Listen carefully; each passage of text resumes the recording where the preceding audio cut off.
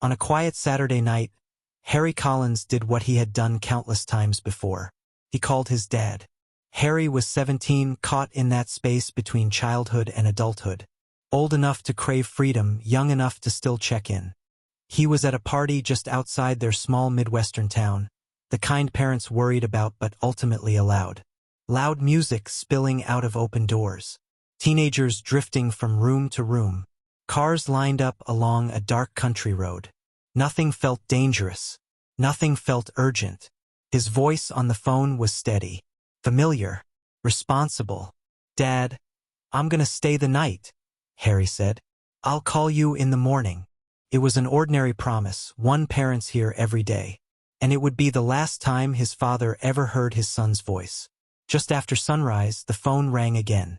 This time, Harry sounded different. Not scared, just tired. Ready to be done with the night before. "Can you come get me?" he asked. His father didn't hesitate. He grabbed his keys and drove straight to the house where the party had been. He imagined Harry waiting outside. Maybe embarrassed, maybe exhausted, but safe. Instead, the driveway was empty. The house was quiet. Too quiet. No music. No teenagers. No Harry. As the minutes passed, concern settled in his chest. Then it tightened into something heavier. Something wasn't right. And then he realized something else. Harry's close friend, Duke Miller, was missing too. As Harry's father began asking questions, a troubling story took shape. Several people remembered seeing Harry and Duke leave together late the night before. There had been no argument, no tension, no drama. They simply got into Duke's dark-colored sedan and drove away. No one knew where they were headed. No one saw them come back. At first, it didn't feel like an emergency. Teenagers disappear for a day sometimes. They crash at a friend's place. They avoid uncomfortable conversations at home. But as the day dragged on, and neither boy turned up, worry spread through the town. By the next morning, it had turned into panic. Police opened a missing persons investigation, and almost immediately, the silence filled with speculation. Some believed the boys had run away together, chasing a fresh start in a nearby city. Others whispered about drugs, suggesting they'd gotten mixed up in something that went wrong. One rumor was darker than the rest. Someone claimed they'd seen two young men in the back of a truck late that night, and that it didn't look right. Investigators chased every lead. They searched fields and wooded areas. They questioned partygoers again and again.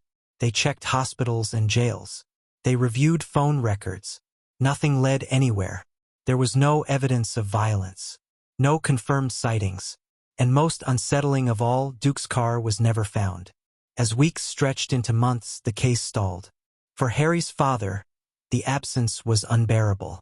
There was no goodbye, no explanation, no certainty. Harry's bedroom stayed exactly as it was the night he left. Clothes folded, posters on the wall, a life paused mid-sentence. Duke's family lived the same way, suspended between hope and fear. Every unfamiliar car passing through town caught their attention. Every late-night phone call raised the same silent question. Is this it? Years passed. Friends graduated, moved away, started families. Harry and Duke never aged. They stayed 17 and 18 forever.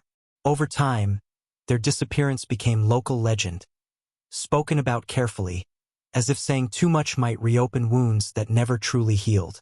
Law enforcement never stopped caring, but without evidence, there was nowhere left to go. The case went cold. More than 23 years later, an amateur investigator named Evan Brooks came across the story of Harry Collins and Duke Miller. Evan wasn't a detective. He wasn't law enforcement. He was a scuba diver who volunteered his time searching bodies of water for missing persons cases long forgotten. One detail stood out immediately. Harry and Duke left together.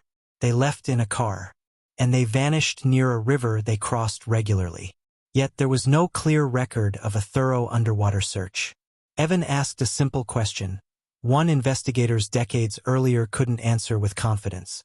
What if they never made it out of the car? Within days of arriving in town, Evan focused on a stretch of river just a few miles from the party. The water was dark and murky.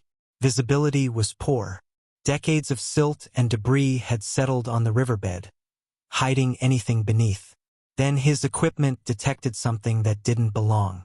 Metal, tires, a shape no river makes on its own. Resting quietly at the bottom was a submerged sedan. It was Duke's car. Inside were the remains of two young men, Harry Collins, Duke Miller. After more than 2 decades, the mystery was finally found. Not hidden by conspiracy or violence, but by water and time. Investigators examined the scene carefully. There was no evidence of foul play, no signs of violence, no cover-up. The truth was heartbreaking in its simplicity. That night, Harry and Duke were likely tired, distracted, unfamiliar with the road in the dark. The car left the roadway and entered the river. In darkness and panic, escape was impossible. For years, fear and speculation had grown around a tragedy no one saw happen. For Harry's father, the discovery brought answers but not peace. He finally knew where his son had been all those years. But he also learned the hardest truth of all. Harry hadn't run away. He hadn't abandoned home. He had tried to come back. He just never made it. This isn't just a story about 2 missing teenagers. It's about how easily assumptions replace facts, how silence becomes mystery, how time turns tragedy into legend, and how sometimes the truth isn't hidden by evil, but by darkness, distance, and water. For 23 years, Harry Collins and Duke Miller were a question mark, until someone finally looked beneath the surface.